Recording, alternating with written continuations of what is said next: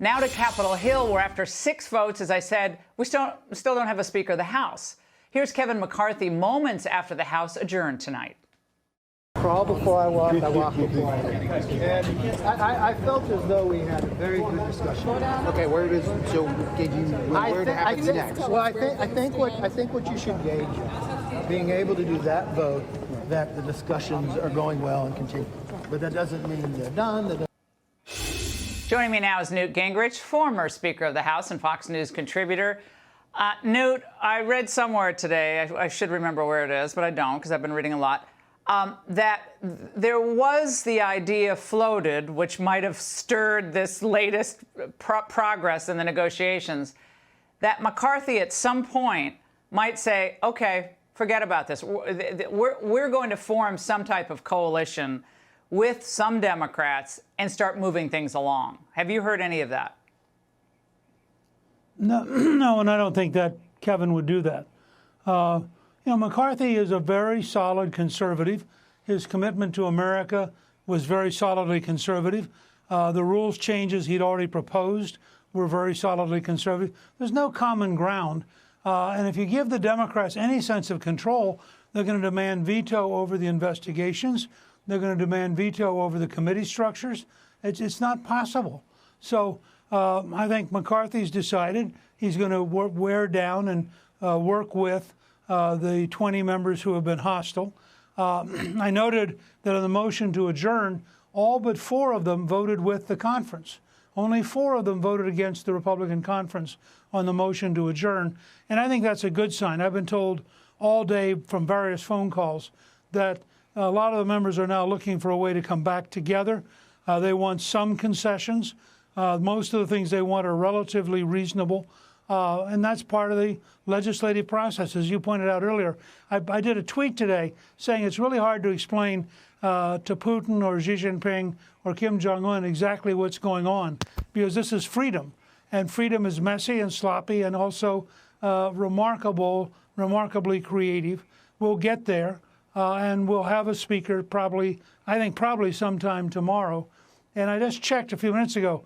The last time this happened in 1923, it took 9 ballots.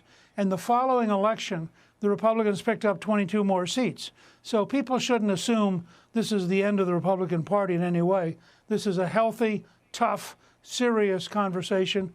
And I think probably by sometime tomorrow, virtually all, not all, but virtually all of the conference will have found a way to come back together. Just so you understand what I was saying, Newt, I wasn't saying that Kevin McCarthy was actually going to do that, but the possibility of that happening, obviously that if that ever did come to fruition after 25 ballots, there would be one group that would be blamed for that, and at that point it wouldn't be Kevin McCarthy. That's all I'm saying. So that may have been a little bit of a carrot to get things to move. That's all I was saying. Well, I'm not saying there are some people, Congressman Don Bacon of Nebraska has been very open that if the hardliners who are anti-McCarthy stay tough enough, that he would in fact reach out to try to work something out, just purely to try to prove to people you can't have 10% of the conference dictate to 90% of the conference. I mean, Lincoln warned in his first inaugural in 1861,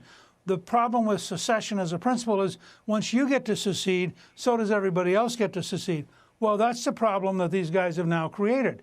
They basically have said, look, any 5 Republicans can decide to blackmail the conference, and I think that's going to be totally unacceptable as a way of going forward, and it would make the House ungovernable and betray the trust of the American people. Remember, we got almost 3 million more votes than the Democrats did for the House, and those folks voted for us to have some kind of effective system, not to just spend all the next 2 years in chaos. I don't think many people campaigned on this spectacle we've seen over the past 2 days. By the way, President Biden reacted to all of this, Newt, and this was his take on this. To be able to have a Congress that can't function is just embarrassing. And we've had a lot of trouble with the attacks on our institutions already. And that's what worries me more than anything else. Wait, Newt, this is an attack on the institutions? I mean, this man says that that's embarrassing? I mean, he embarrasses us every day. Sorry about that. That's mean, but... No, look, I think the idea that Joe Biden, who has been lying consistently about his son, who's gotten rich by means that I think are probably illegal, who has never been to the border and is now, I think, going to finally have a visit next week. You look at his policies, you look at his weakness around the world. I don't think we need to be lectured by Joe Biden. This is a healthy, free Republican Party. We're not the Nancy Pelosi machine. We don't have the culture of the Democrats. We're not a collection of muskox who get led around by our nose. And that's part of the nature of being Republican. If you want to be an independent, free-thinking person who has to get up and argue your case, you ought to be Republican. If you want to be part of a group that does what you're told by a boss, you ought to be a Democrat. All right, Newt, great to see you tonight, as always. Thanks so much. Hey, Sean Hannity here. Hey, click here to subscribe to Fox News YouTube page and catch our hottest interviews and most compelling analysis. You will not get it anywhere else.